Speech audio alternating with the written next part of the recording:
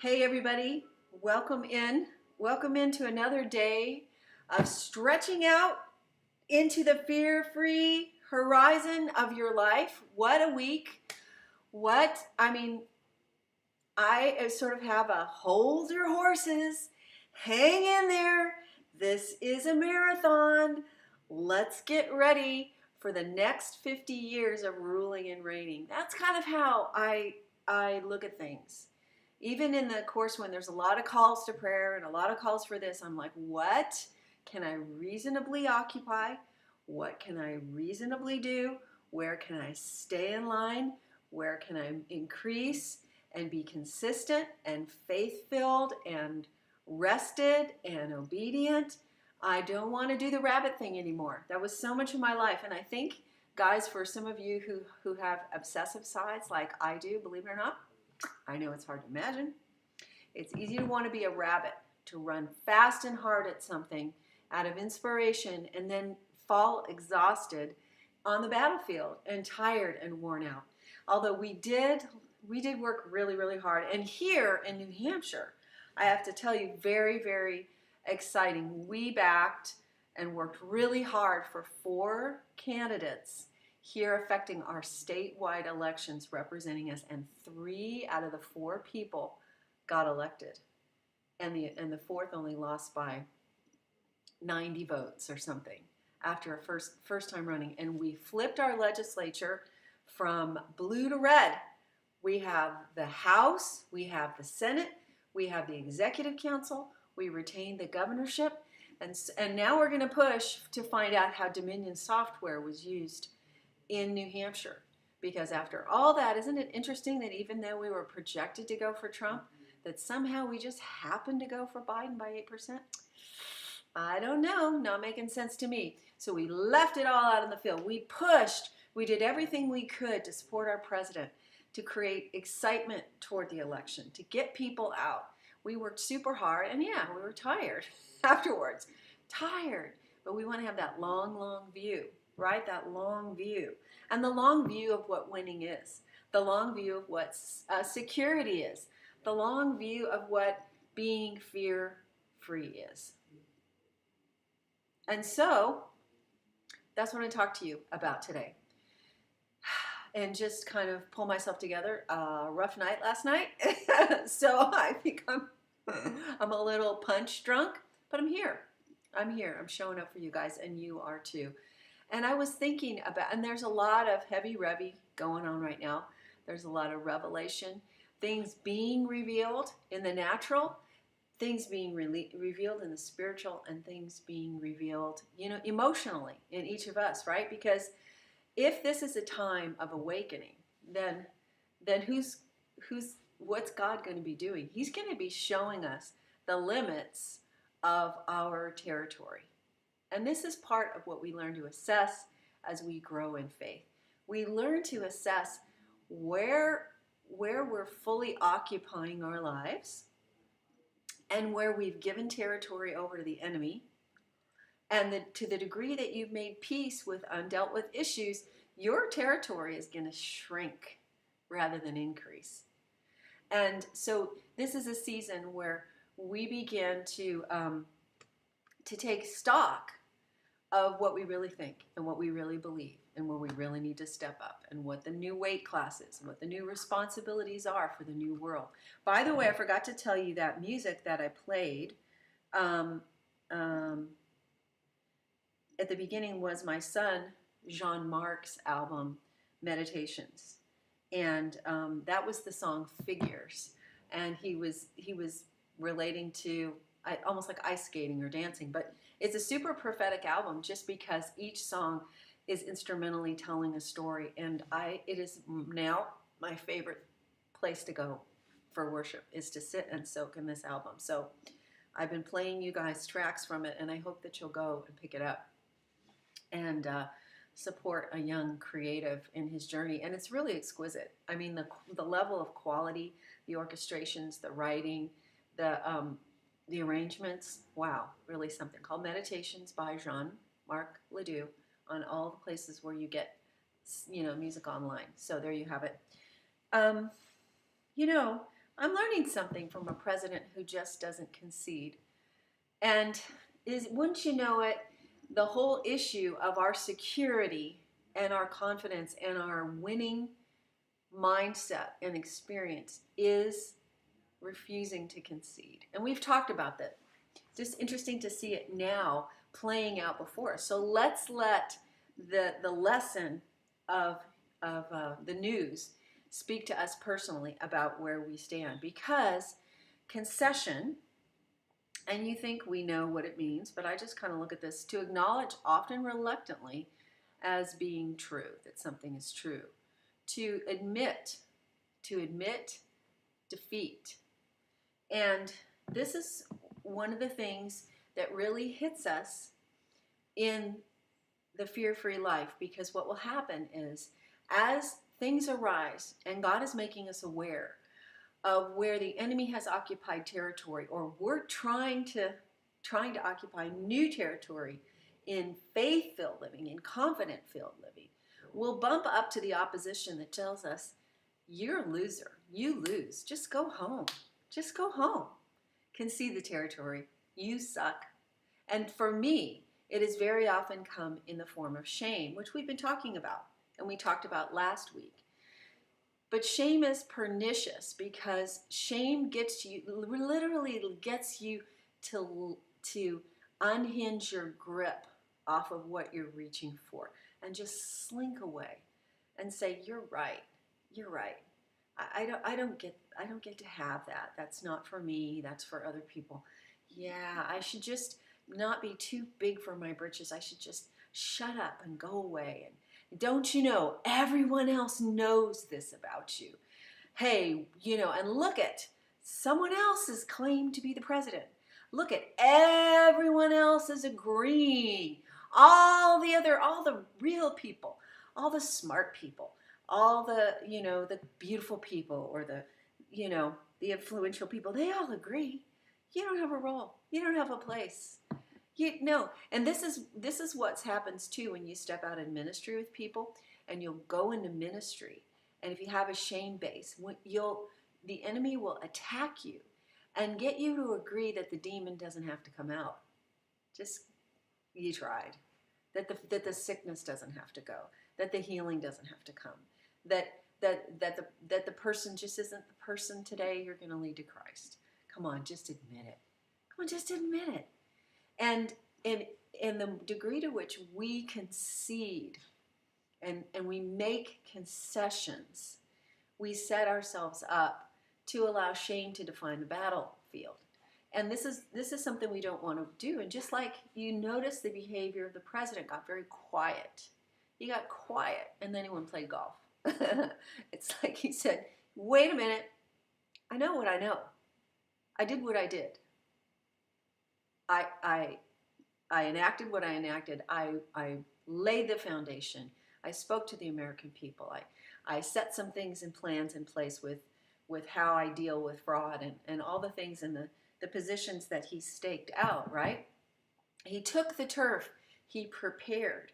He, has been realigning people in the government. He's been getting things ready, doing what he needs to do. He goes and makes his big play in the election. And then when the clapback comes and the attack comes and the shaming media and the shutout of all other voices, doesn't that feel? Can you just think of that? Doesn't that how you feel when you're hoping, when you're reaching into something that's just beyond you, a level of faith or something you want to do, or you go to deal with a demon, you go to deal with a sickness, you go to deal with a heartache or whatever, and instead of getting your result right in front of you, you get this empty pushback like, yeah, right, yeah, sure, pat you on the head on home there. Nah, nothing to see here. No need to show up on this battlefield. We've got it. And I think we can learn a lot through the object lesson of what's happening today about knowing your authority, knowing your position, and simply just refusing to move. This is the I refuse to lose mentality. This is what Curry Blake says. Everywhere I go to win. This is one of the things he says that I find really helpful, because see, we're in the process our feelings universe. Our parents grew up in the suck it up, buttercup. Your grandpa went through World War II. Just be glad you have a roof over your head, right? Come on now, just look, shut up and go to school and work hard, right? That was their paradigm. Well, life is hard. Don't expect too much, but also don't get too into your feelings. We don't really talk about feelings. We want results. And then what happened?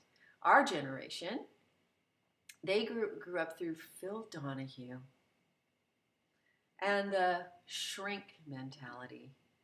Or, all you had to do to get a microphone stuffed in your face on the Phil Donahue was just have an opinion. And he would stick the microphone in front of everybody and say, well, what do you think? And what do you think? And how do you feel? And now we've got Dr. Phil, and we've got this person and that person. It's all about the feelings. It's how we feel and what we do. And so we feel that to be actually intellectually, emotionally honest, that we have to talk about it and process everything. Right? Like that? Well, I love this story, and so I'm going to tell it again because I can. That, Curry Blake went in to pray for a guy in, I think it was Italy, who had been, it was this tragic story because it was two friends who there was an accident and one harmed the other, who was then in a coma and a vegetative basically state and was on their way out. And this first person was like, oh my gosh, the depth of the guilt of responsibility for their friend or their brother being so hurt. And so the people said, oh, Curry, come and pray for this guy. He's in a coma. So Curry Blake goes in to the hospital room and just prays a simple prayer, commands the guy to come out of the coma, wake up, and be restored. And everyone comes out afterwards. They follow him out. What did you say? What did God say? What did God say? And he said, God said, heal the sick, raise The lepers cast out the demons. He said, lay hands on the sick and they'll recover. Everywhere he went, they wanted to know, did he get a word? Did he get a word? Did he get a word? Did he get a word? What did he say? And he's like, God said, lay hands on the sick and they shall recover. So he told everybody, that's all he said. It's all he would say. He's very disciplined with his mouth, it appears. And so he gets a call the next morning that the guy in the coma died. And they're hovering around him like, okay, what are you going to say now? What are you going to say now? You should concede this one. I mean, Dad is pretty clear that it didn't happen. And Curry Blake said this. That's interesting. That's all he would say. All he would say. Everyone around him wanted him to process his feelings, process the outcome, give a theology about why healing doesn't happen and why heaven is better than resurrection. And they were expecting him. And you know what he did? He told afterwards, he got out and went for a walk. And he said, Lord, I did what you said. And if you don't back me up, I'm going to get on a plane this afternoon. And I'm not speaking to these people at the conference. I'm going home because I did what you said. And that's the bottom line. I expect you to do what to back me up in the thing you told me up. So I just want you to know, Lord, I'm heading home if this thing doesn't change. That's what he said. Then he gets a call. Brother Curry, so-and-so rose from the dead. Same guy. He rose from the dead. Wow, look at this. Oh my gosh. And then they asked him, they said, well, wow, that's amazing. Yeah, well, I praise God. That's really good. So it was interesting what you said when you heard he died. And he said, why did you answer that way? That's interesting. And he said, are you ready? Punchline. You guys have heard me tell this story before. This is what he said. He said, because I'm not used to losing. And then he talked about how when you step out in the Spirit and you don't see what you think you should see, that Satan will work really, really hard to get you to move off of the declaration and the faith statement that you and the stand that you took. Satan wants us to concede the ground. Did you know that basically I have to question whether he can take ground that we don't concede? Have you considered that? The way we see warfare is this idea that, I'm just minding my own business. And then now I'm over the target. Yeah, no, because I'm doing stuff for God. So then Satan's going to come in and just slap me down, just take me out. Because he just takes those people out that are on the front lines. He just slaps them down and takes them out. So we have this kind of paranoid idea about doing big things for God or sticking our necks out or believing for resurrection. And for casting out demons, like the way Curry, I have to learn more of this because he basically says, you will cast out demons in my name. So his theology is, when I cast them out, they have to go. That's the end of it. I'm not going, that's my paradigm. I have that authority. They have to leave. They don't get to stay. We don't get into a big thing about, do they have authority I don't know about? And do I have to dig up somebody's past to get rid of them? He is very clear and simple. We can learn a lot from that. So when he deals with a demon, he doesn't allow the conversation to shift off of, I said you have to go, you're out, period. That's what the word says. You will cast out demons in my name. It doesn't say you will request that they go and try to get them out, but then you have to spend 3.5 hours dealing with them. No. And you see how Jesus would tell them to go. And he didn't get a bunch of information. He just used his authority and,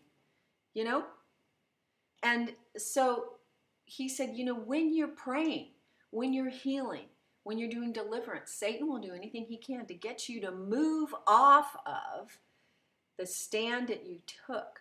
But can Satan really win anything without our agreement and concession? He doesn't have that much authority. You see, we always have authority over him because he's always lying. He's always perpetrating a fraud. So we have this thing like, I can't cast a demon out of somebody because they've agreed with the demon. So I can't cast it out unless the person wants it gone. And he goes, no, that's absolutely not true. That's not true. Because first of all, it's always illegal. Anything he does is illegal because the Bible says he's a liar and a thief. So there really isn't anything Satan ever does that is legal. Because everything he gets people to agree upon is based on fraud, is based on lies, deception, thievery. So tell me when he's ever had any legitimate authority to do anything. He hasn't, and he doesn't. He simply has our acquiescence, our agreement, our concession,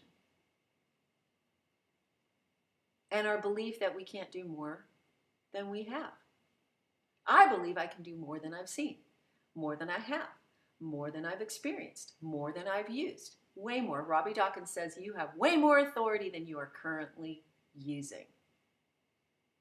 And if you think about that, Satan can only win the ground we concede. But we don't have to. We don't have to. And when I do healing with people, I get them to break their agreement with him so they can take the land, so they can own it. I could just cast the demons out and just pray, okay, Lord, heal that. Take it, make the feelings go away. Satan, go. This, that, and the other thing. But the process of emotional healing that I use, which is a combination of what Dave Hayes has in his book and a few other things, is the process of getting the person to own the ground, to hear from God, to listen, to see it, to respond to the Spirit about what needs to be released, to legally give their pain in exchange for his healing, to understand what they believed, to choose not to break vows and things so they understand and receive. And then those spirits have to go. Probably could have cast them out at the beginning, to be honest. Just get the heck out of here.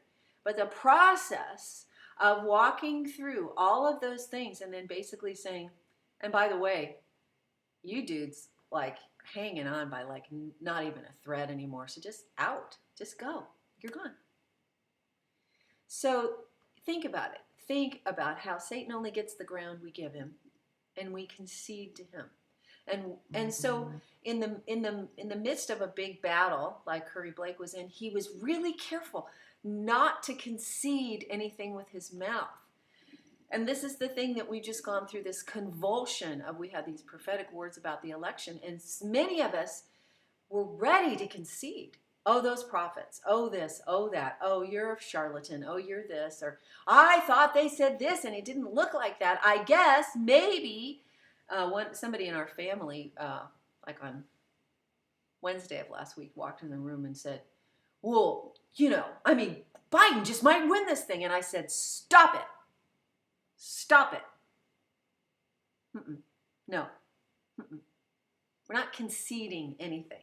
And it's interesting because one of the strategies for becoming a winner and winning, let's say the winning is the context of winning over the fear, winning over the issues that currently might muddy up your life and my life, and winning battles for the souls of men, is to simply refuse to concede the situation and wait long enough to see how it shakes out.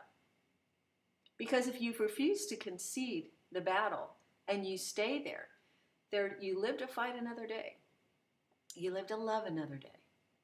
You live to, increase another day, to regroup and say, okay. And one of the things I also teach you is that it's amazing how if you did get your little face ground into the dust and your hands just, scruffed across the road while somebody bullied you and you left in defeat, God will always, always, always circle you through similar circumstances that are like uncannily like the ones that were the most painful for you. Is that because that's your karma to just always be in pain and always have these same kind of relationships and always have these situations that bring up so much disappointment and loss? Or is he saying, here's another one you can go back now and you can get this back now. You can relive this. You can rewrite history now. Here's one. Here's one. Oh, the thing of it is when they happen, we feel this, oh, there it is again. We concede. Here it comes. Similar circumstance, reminds us of when we lost last time, reminds us of the pain, reminds us of the abuse, reminds us of the disappointment. And our first thought is, oh, I feel the shame of it all again. Oh, I feel the moment of defeat. Why do these things keep happening to me? Why? Why are my relationships always like this? And there's another person who's just like that person who hurt me so bad. Can't we just get over this? I just want to get away from it. And we immediately begin the concession process. The admitting that it's just terrible that this happened again, that this person came into our life, or this situation, oh, it's just the worst thing. Oh, here I am with my shame and my disappointment and my loss. And God's like, no, you don't get it. I brought you a do-over. I brought you a do-over. And depending on how big your original pain was, you kind of get some more fairly weighty repeats where another alcohol boyfriend shows up. Wow. Now, people would call that the law of attraction. Oh, you attract all that darkness to yourself. You know, I do know that the more you get stuff dealt with, the more you don't cycle through those things anymore. You don't tend to have the same stupid kinds of relationships showing up and the same patterns repeating. But is that because of your karma or something? Or is it simply that you haven't realized that God's giving you the golden opportunity not to concede this time?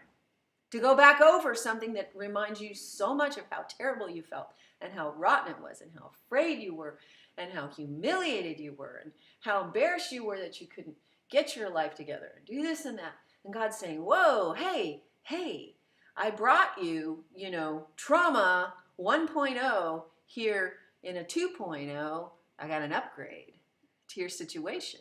We're going to solve the issues with 1.0 life through 2.0, but that means now you're going to go through it and you're not going to concede.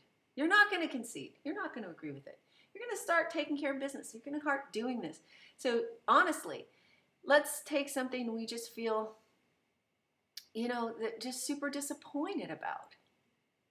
Something where you just think, God, I wish I had done that differently. I just really wish.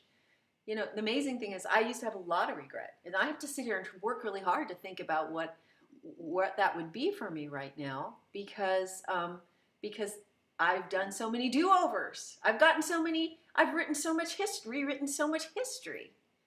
But there are moments when I think, oh, there I did it again. I just stuck my foot in my mouth. Or like one of the things I got to do next time when I go out shopping without a mask, I got to not concede the eye contact ground. Because what I've been doing is going out and I've been sort of sliding around, like trying not to get too close to people in case they glare at me for being different. Well, when I was thinking about it today, I was thinking, man, so I'm going out and I'm resisting. But I'm conceding right in the middle of it. I'm conceding the ground. Because what does the word say? He gives me every space where I set my feet. He says, I encompass you about with favor as with a shield. Wow, if I really believe that, next time I go out, I ought to be so aware of the favor of God that no matter what anybody does around me, the favor of God just brings me dominance, godly, loving dominance over the circumstance. Wow. And I've been out trying to take ground at the same time I conceded it. Did you know you can do that? You can be out doing something for God with the wrong belief system and only reap a certain amount of harvest. And that's what I've been doing. I've been like bracing myself. I got to go out there again. That's rough. Ugh. But I'll do it. And now I'm realizing the Lord said, you're conceding way too much ground. What if I send you out there and you just in the spirit, you're like, wow, favor compasses about me like a shield. The glory of the Lord is my rear guard. I'm making eye contact today. Today I'm making eye contact with all those mask wearers. Everyone, I'm making eye contact. Hi, how are you? God bless you. Good to see you. You know, everywhere, right? Think of what we concede, even in the midst of our obedience, in the midst of our prayer. Okay, so I'm going to obey God and pray. But I'm going to concede the ground and beg him for something he wants me to take authority over by declaring and by dealing with, right? So I mess up. So somebody's mad at me. So I take authority over something and I don't see what I want to see in the moment. I still don't concede the ground. Just like Trump has not conceded, refuses to concede, stays quiet, stays focused, enacts his plan. So if I go out and I release healing to someone, I speak to something to move or something to change, I think there are times when there are many times when we might not see how it plays out, but our job is not to concede victory, not to concede it just because we don't see it in the moment. We need to stand and be careful what we say and what we think and how we slink away and how we go, well, I tried. Oh, more and more I'm getting to the point where I go, no, I said it. I said it in the name of Jesus. I spoke healing. I took authority. I commanded that thing to go. I commanded that situation to change. And as far as between me and God, that is done. I can always hit it again. I can always go back and add to it. Hit it again. Hit it again. Hit it again. Isn't that interesting? So you don't lose if you don't concede. If you refuse to lose, if you refuse to concede, what territory do we consistently just concede? Because we feel a wall of shame, because we feel a wall of fear. What territory, right? And sometimes we just need to hold our peace, stand still, see the salvation of the Lord and go, look, I'm going through, I'm going over, I'm trampling on serpents, scorpions, I walk in healing, I walk in victory. Do I feel like shit sometimes? Yes. But I'm not conceding anything. I think Curry Blake felt disappointed. I think he was mad when he said, God, you don't back me up here. I'm getting on a plane. Why should I teach these people all about healing and authority if you're not backing me up? Just letting you know, it's your reputation on the line here, Lord. I like that. I like that a lot. That taught me a lot. I never knew you could walk with God like that. Do you want to know why? I'll share this last thing with you. Because the scripture Jesus says in the Sermon on the Mount, when you go to bring your offering before God, if somebody has anything against you, go and work it out with your brother, humble yourself. Or when you go to court, concede quickly is the idea that we got. You go to court and somebody has a thing against you, you should just go right in there and, concede. If somebody hit you on one cheek, you should turn the other cheek. This kind of thing.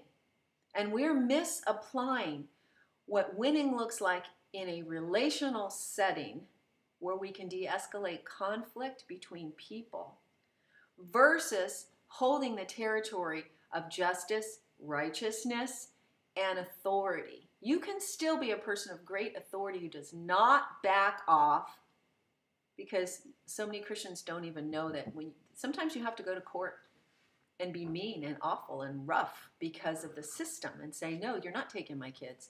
You're not going to find my church. You're not going to force your mandates on me. No, we're fighting back. We're patriots. We're armed and dangerous for the sake of the Constitution, the kingdom of God, and the territory of our lives and families. But we have mistaken that meekness. Meekness is power under control. Authority, dominance in gloved hands that knows how to make space for reconciliation. So that even if I say, wow, I was so wrong about that, I was wrong about that, but I will never concede the ground that this is what God told me to do. I might have done it the wrong way. I might have really been a jerk. Some stuff came out of my mouth last night that I was like, I woke up today and Jules, must have been the second Pinot Grigio. I don't know. But the thing of it is I had to take responsibility and say, that is unbecoming a servant of the Lord. Not cool. Not my position to speak to, right? And the thing of it is that I can humble myself and go to a brother or a sister and reconcile without a losing, walk all over me. I'm just here, I'm just the punching bag. Christians always have to be the ones that say sorry first. And oh no, see, this is what this president is teaching us. Never give up. Never back down on your authority, on your peace, on your confidence in God, on winning. Because even if I need to humble myself in a relationship, that is such a winning position of strength. Because I don't know about you, but I find the people that can quickly reconcile and quickly own what they need to own gain my respect the most, especially when they do it out of value. And this is the reason why we tend to get a concession mentality. We concede and go, I'm so terrible, I'm so rotten, I made a mistake, there I am again, blah, blah, blah, I'm so sorry, I hurt your feelings. Instead of saying, I have great value. I misused that value. I wounded you, I hurt you, I want to deal with that, I want to take responsibility, but not out of shame, not out of losing. The only thing I lose in this life is my life. I lose that old Julie, that old life, that old clinging to something out of fear, right? When we're clinging to our life, we're afraid. But when we lose our life for Christ's sake, then, talk about not being able to lose in the ultimate, right? In the ultimate, I'm like, I'm his. I'm heading to heaven. Go ahead. Punish me with eternity. Go ahead, punish me. Take me out. I'll be with him forever. I can't lose. I already lost my life. I already lost my ego. I already lost my sin. I already lost my shame and my disappointment. It's gone. So I can now willingly, like Jesus, willingly lay down his life, not out of losing and shame and defeat. No, he said, no, I can call 10 legions of angels to take you out. But for my Father's sake, I choose to lay down this great value, confidence, relationship, authority as a servant. We need to understand the difference between the two, because we have thought that losing concession mentality was somehow a form of humility, and it's not. Does that make sense? Does that make sense? Okay, you guys, that's what I have for you today. And I am pretty much just talking to myself in so many ways. Like, how many things have I thought I was doing in faith, and along the way I was sort of just hedging my bets and conceding the territory while I thought I was being so spiritual or, loving or risky. Makes me think about how I got to act when I do my next thing outside the house that I don't really want to do. All right, you guys, I will see you tomorrow. Go do something that scares you, but don't